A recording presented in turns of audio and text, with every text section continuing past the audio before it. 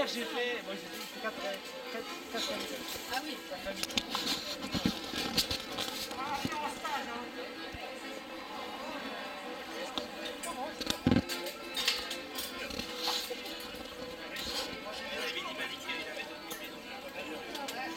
Bon bah ouais.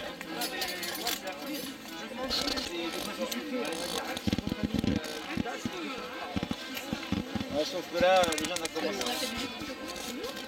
On a consommé à la maison, on a consommé plus que du coca on n'en boit pas, de l'orange on n'en boit pas. Et là, il commence à boire du bitron, avant il n'y en avait pas. La saison des pommes, vous mangez des pommes. Et après, quand les pommes sont moins bonnes, c'est pasteurisé.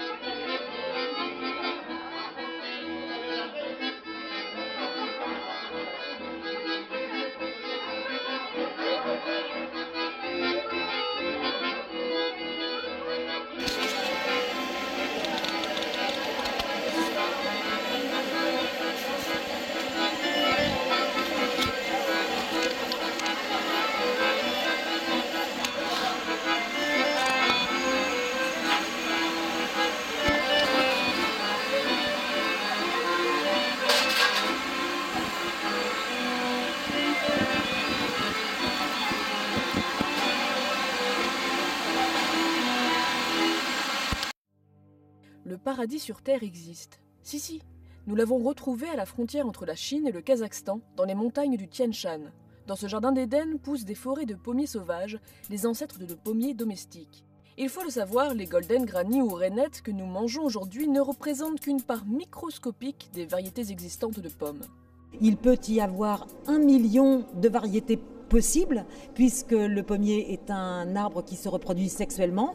Donc chaque pépin qui germe est une nouvelle génération. Parmi cette extraordinaire richesse de gènes, on trouve des gènes de résistance qui pourraient aujourd'hui éviter qu'on ait des pesticides pour lutter contre la tavelure, contre le feu bactérien, l'oïdium et autres maladies. Aujourd'hui, il y a plus de 36 traitements sur certaines variétés cultivées industriellement. Les premiers pommiers sont nés il y a plus de 65 millions d'années dans ce milieu naturel isolé. Bien avant les ingénieurs agronomes, les ours ont sélectionné, par gourmandise, les meilleures pommes, autrement dit les plus sucrées. Comme les pépins sont passés au travers du tube digestif, les pépins ont germé beaucoup plus rapidement. Des nouveaux bébés pommiers plus sucrés ont commencé à apparaître, etc. etc. Et tout ça, ça s'est passé pendant des millions d'années. L'ours a eu quelque chose d'extraordinaire. Il a eu l'instinct de fonctionner sur ses désirs que sont le plaisir du goût, le plaisir de l'odorat, alors que nous, on réagit aujourd'hui, hélas, sur des pommes parfaites et qui n'ont peut-être pas forcément de goût. Un homme a consacré sa vie à l'étude et à la protection de ce trésor végétal, Aymak Djangaliev.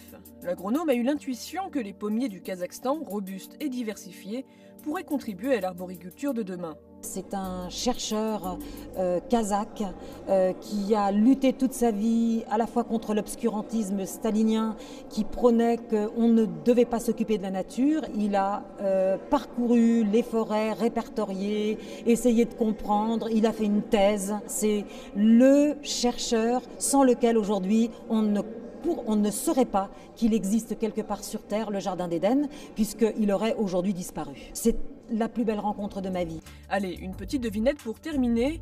Quelle est la capitale du Kazakhstan? Almaty effectivement, mais savez-vous ce que cela signifie?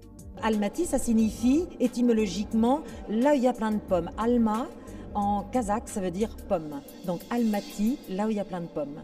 Et pour découvrir l'origine de la pomme, rendez-vous au chai du parc de Bercy à Paris